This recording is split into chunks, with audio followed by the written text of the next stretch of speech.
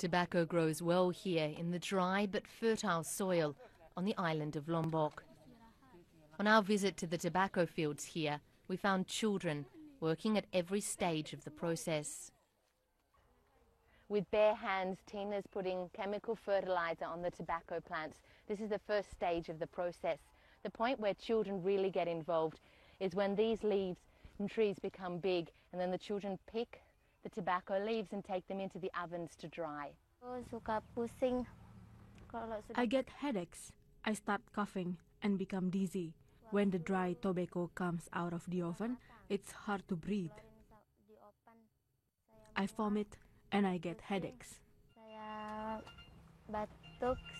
From the age of 12, she's been working on farms that supply to multinational tobacco companies, including Philip Morris International.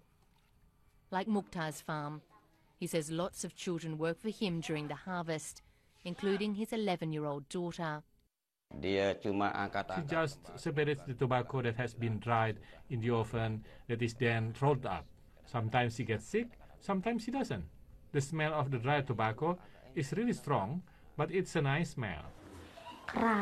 It's very strong smell. When we smell it, we straight away feel dizzy.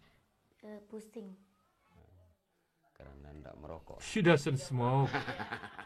For people who smoke, it's nice, but if you don't, it gives you a headache. The symptoms they report are consistent with acute nicotine poisoning, and given the fact that they were working in close proximity with tobacco, it very well could be cases of acute nicotine poisoning. Philip Morris International acknowledged to the BBC that there is child labour in their supply chain. Look, I am a father of 3, and I grew up in a rural environment. And while I know it is normal that children help on the family farm, the report is pointing out situations that I, as a father, would be very concerned if we are changing the way we procure tobacco, introducing direct contracts that allow us to provide concrete support, monitor the issues. On one of their direct contract farms, we were told children are no longer hired. Tobacco is a dangerous drug. They get sick. It's dangerous. They get dizzy and get headache. But Sina Wulan says she will be working again in the next harvest, as she has since she was 9 years old. Rebecca Henschke, BBC News, Lombok.